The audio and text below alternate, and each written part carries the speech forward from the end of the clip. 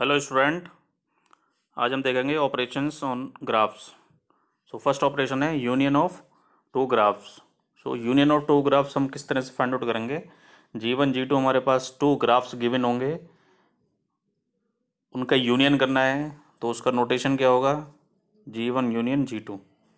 तो G1 union G2 में क्या क्या इन्वॉल्व रह जाएगा, G1 और G2 में जितने वर्टिसेस होंगे तो वर्टिसेस का यूनियन कर देंगे, और G1 और G2 में जितनी भी एजेस होंगी उनका यूनियन कर देंगे।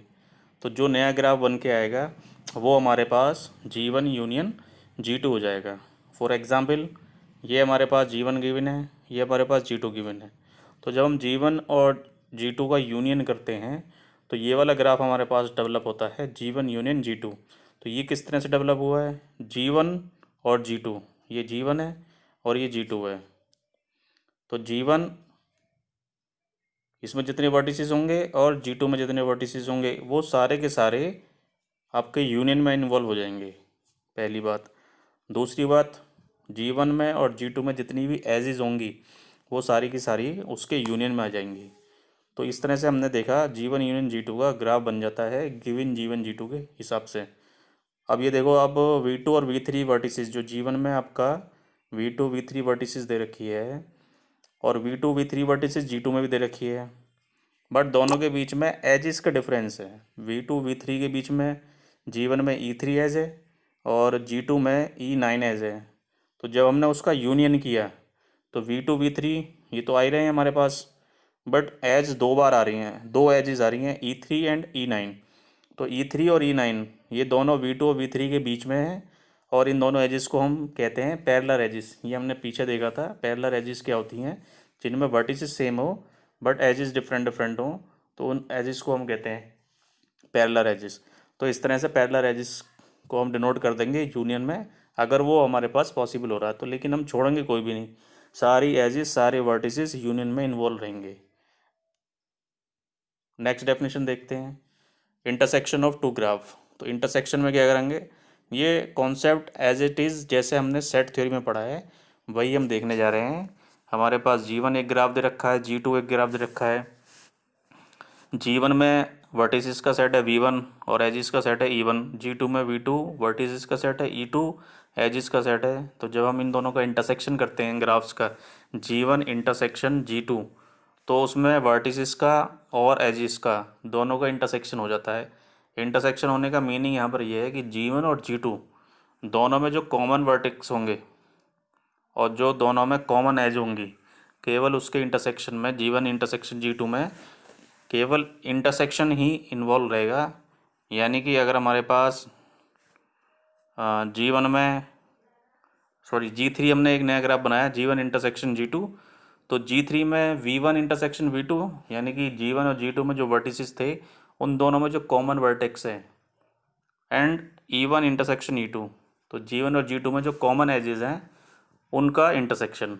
ये हमारे पास नया ग्राफ बनता है G3। और ये हमारे पास पिछले वाले एग्जाम्पल से हम देख सकते हैं। ये देखिए हमारे पास ये आ गया G1, ये आ गया G2। इन दोनों का जब इंटरसेक्शन करेंगे तो इसके इंटरसेक्शन में कौन कौन से वर्टिसेस आएंगे, कौन कौन से वर्टिसेस कॉमन है, जो दोनों में कॉमन होंगे वही आएंगे, और एजेस कॉमन होंगी। तो हमारे पास देखिए, एक तो E5 वर्टिसेस कॉमन है, ठीक है। एक तो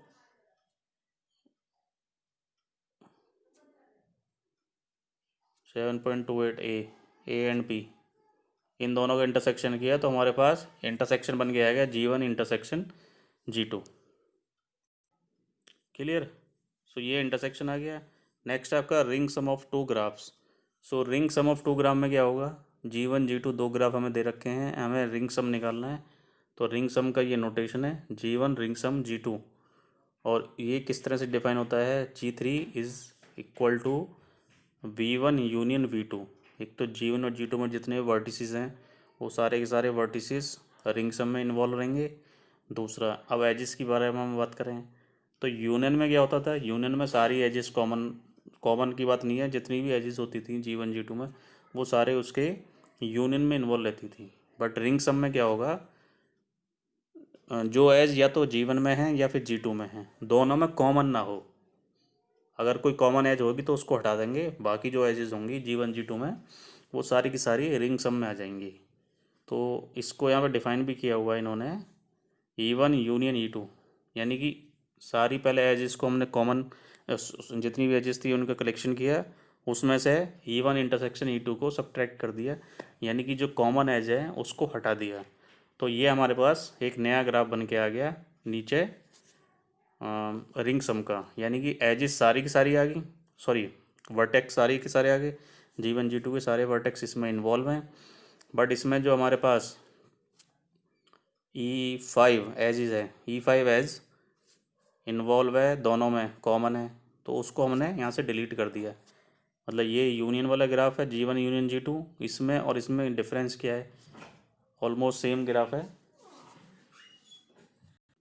सो G1 यूनियन G2 और G1 रिंग सम G2, इन दोनों में डिफरेंस है बस केवल E5 एजेस का। E5 एजेस दोनों में आ रही है, G1 में भी आ रही है, G2 भी आ रही है। तो रिंग सम में हम क्या करते हैं, जो दोनों में एजेस हैं वो तो आएंगी ही आएंगी G1 G2 में, बट जो दोनों में कॉमन एज है उनको हम यहाँ से हटा देते हैं। इस तरह से रिंग सम हमारे पास फाइंड आउट हो जाता है। नेक्स्ट डेफिनेशन है डीकम्पोजिशन ऑफ ए ग्राफ।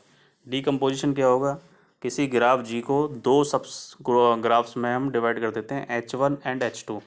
उन दोनों का यूनियन H के इक्वल G के इक्वल होना चाहिए और intersection equal to null graph होना चाहिए। नेक्स्ट आपका वर्टेक्स डिलीशन, मतलब वर्टेक्स को डिलीट करना। हमारे पास कोई ग्राफ दे रखा है और ये पूछा जाएगा कि इसमें से ये वर्टेक्स को निकाल दिया जाए तो फिर हमारे पास नया सब ग्राफ क्या बनेगा। तो हमारे पास ये G ग्राफ दे रखा है, हमें एक वर्टेक्स को उसमें से डिलीट करना है। वर्टेक्स जो डिलीट करना है मान लो उसको हमने VI नाम दिया है, तो जो नया सब ग्राफ आएगा, जो नया ग्राफ आएगा वो सब ग्राफ होगा G का, उसमें से वर्टेक्स VI हट चुका होगा। तो आप देखिए, सो वर्टेक्स डिलीशन में हमने क्या करा, इस एग्जांपल में देख रहे हैं हमने V1 वर्टेक्स को यहाँ से हटा दिया, यानी कि ये V1 वर्टेक्स है। जब ये वर्टेक्स हट जाएगा तो इसके बीच के सारी एजेस भी यहाँ से डिलीट हो जाएंगी। सो नया जो ग्राफ बन के आएगा वो ये ग्राफ बन के आएगा। इसमें V6 V5 V4 ये ट्राइंगल बन के आ गया और V3 V2 के बीच में ये वर्टेक्स बन गया, ये एजेस बन के आ गई। बट क्योंकि V1 हमने हटा दिया यहाँ से, G माइनस V1, ग्राफ में से V1 को हटा दिया, तो ये हमारे पास इस तरह से वर्टेक्स का डिलीशन कर देते हैं। तो ये हमारे पास सब ग्राफ आ जाता है गिवन ग्राफ का। सो बाकी हम देखते हैं नेक्स्ट वीडियो में। Okay, thanks.